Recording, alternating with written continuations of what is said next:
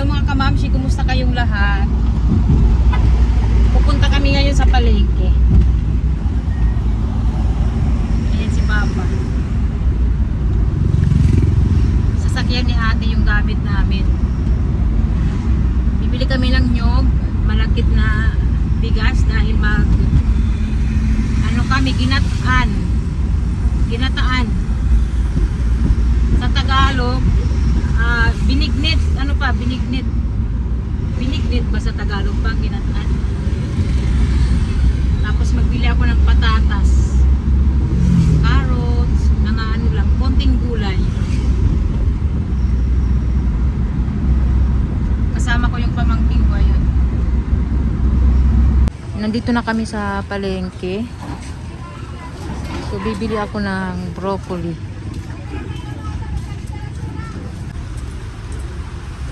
Ang lalaki ng broccoli.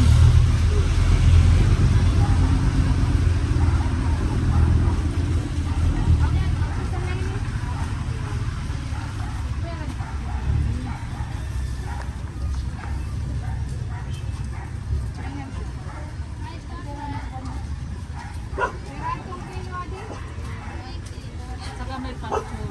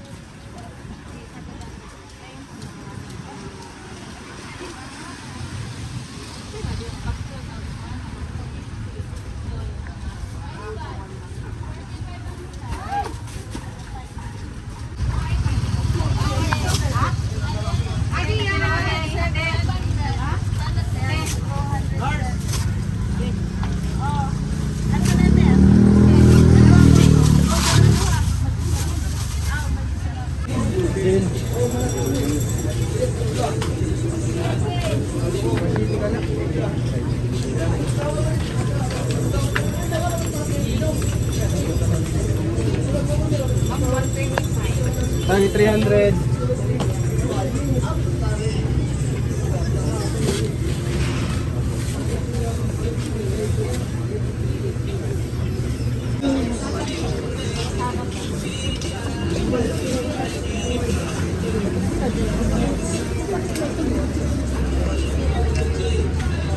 Hindi lagay.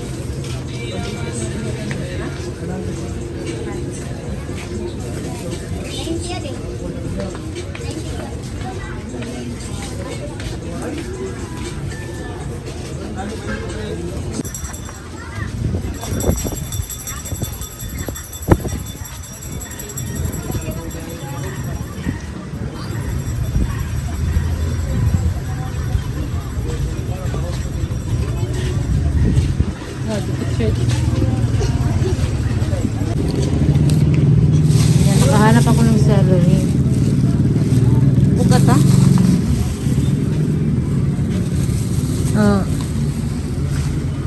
kalabasa.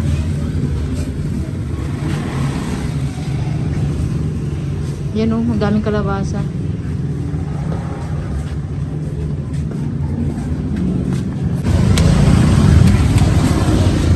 Bakulat yung mga sitaw Bago ka rin gusto, pusok. Gana po kabot pala.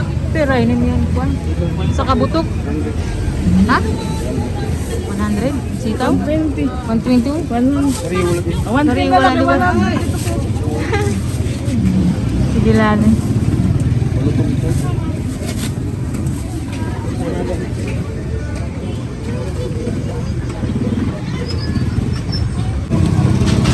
Bumili ako ng pipino. Ayan, bagong harvest.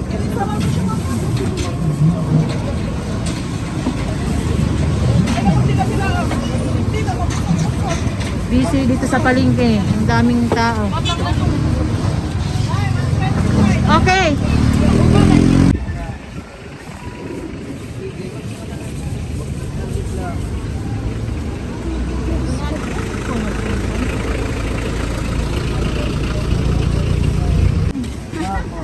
Babalik dyan nga niya ako.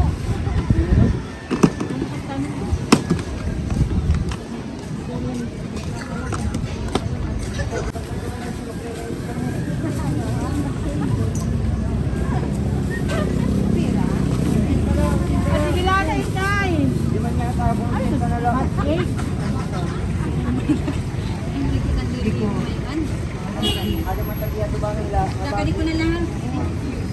Bayan na ako. Ano oras?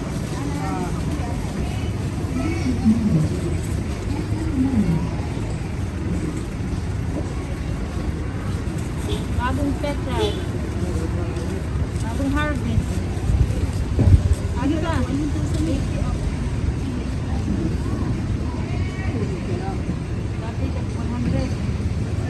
Marami silang saging, bagong dating lang, galing Samar. Ayaw, Bibili ako ng okra. Tagtura tayo okra tay. Barato na ito, barato. Bago lang nga ni ano oh. Yung mga bagong ano, harvest. Ito, kababata. Kababata. Ay, sorry, return. You know, Taga Samar din lang. Paras kami ng barangay. Taga-Tacloban. Taga-Tacloban ka na? Dili ka na taga Samar. Alam mo sa Samar kung saan? Ang bot sa'yo. Yan, may bagong ano, mga kamote. Bibili din ako. Tagpiran mo kamote tay. Kilo? Naubos man dayon ng bidan. Yung anak, naubos man. Tira baligya dayon? Okay, ba't mo? Okay, diwan para makahuli.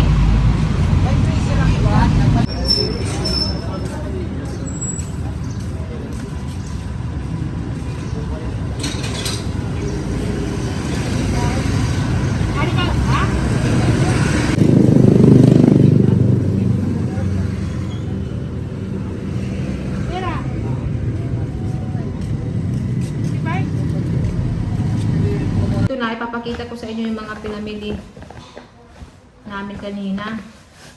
Ayan, bago ko umpisahan, may nabili pala kami kagabi na sourdough na bread. Sa Italian restaurant namin ito nabili kagabi. Bali, dalawa ito. Hindi ko sure kung naipakita ko na sa previous vlog. Maganda na nakahanap kami ng sourdough. So, ito yung broccoli mga kamamshi. Mahal yung broccoli, 200 plus. Ang problema lang kasi, hindi nila tinatanggal ito, oh. Mautak. Hindi ko alam kung ano yung purpose, pero 'di ba sa sa Switzerland kasi wala nang ganito, tanggal. Kaya pag tinitimbang mo dito, sobrang bigat. Nakakadagdag siya ng timbang. Kaya nagmamahal lalo yung presyo. Ayan. Kaya lang no choice. Gustong kumain ni Mami Irene ng broccoli.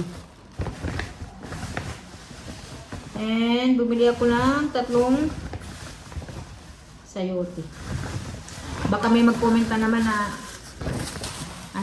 ganyan Mami Irene kasi pinili nyo umuwi dito sa Pinas. Ayan. Mamalengke kayo sa marumi na lugar. Kasi may nag-comment nung namalengke kami ni Daddy Marco. May nag-comment na kawawa daw yung asawa ko, si Daddy Marco, kasi namamalengke na lang sa dun ba sa palengke natin, yung, di ba yung palengke, marumi, yan, tapos maraming tao, kawawa na daw, kasi umuwi nga ng Pinas, dati raw yung pinagbibilhan namin ng mga pagkain, maganda, tapos dito sa dito sa Pinas, malaki na yung pinagkaiba, mukhang kawawa, ganyan. Hindi naman kami kawawa. Siyempre, kailangan namin pumunta sa palengke dahil doon maganda mamili at saka hindi mahal. Sariwa pa yung mga gulay kaysa sa Robinsons or Save More.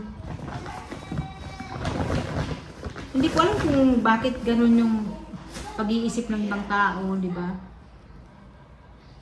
Mamalingki lang kami, ano na, mukhang kawawa. Kasi may iba pa na hindi pa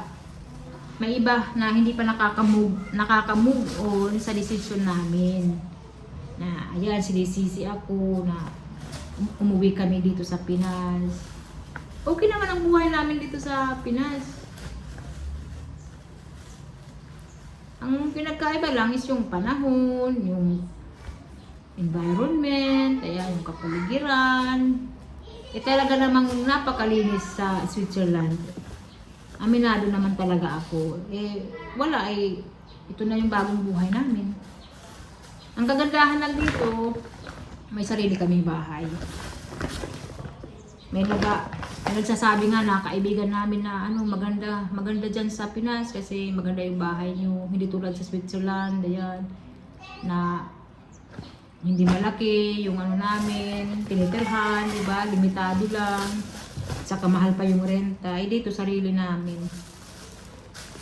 So ito, bumili rin ako ng patatas. Ayan mga kamamsi, patatas. Ang dami ko palang nabili. Patatas, carrots, apat na carrots. Kailangan may carrots ako tsaka patatas para sa pagluluto ko sa ulam nila Jamie and Ellie, Olivia. Sibuyas. So, hindi na ako bumili ng garlic dahil marami pa. Tsaka apple. Itong pechay nga. Ayan. Sariwa pa. Kaya bumili ako. Binilhan ko yung ate ko. Tag-isa kami. Tapos, itong celery. Mahal din yung celery. Kasi mag-juice ako ng celery.